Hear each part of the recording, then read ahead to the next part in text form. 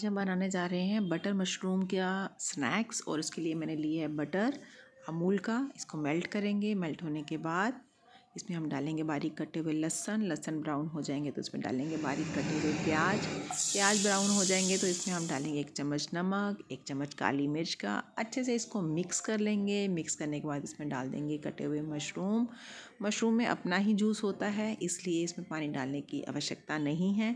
इसको हम सिम पर पकाएंगे ढककर। 2 मिनट के बाद फिर से ढक्कन हटाकर देखेंगे। अच्छे से मिक्स करेंगे। फिर से इसको ढक देंगे 2 से 3 मिनट के लिए। अब इसको ढक्कन हटा के देखेंगे। मशरूम हमारे लगभग तैयार हो चुके हैं।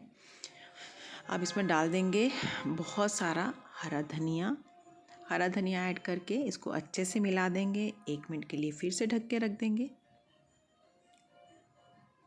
लीजिए, आपके बटर मशरूम तैयार हैं खाने के लिए। इसको परोसेंगे और बहुत ही अच्छे होते हैं। गार्लिक का टेस्ट तो बहुत अच्छा आता है इसमें। आप ज़रूर ट्राई करके देखें। ये रहा आपका बटर मशरूम का स्नैक्स।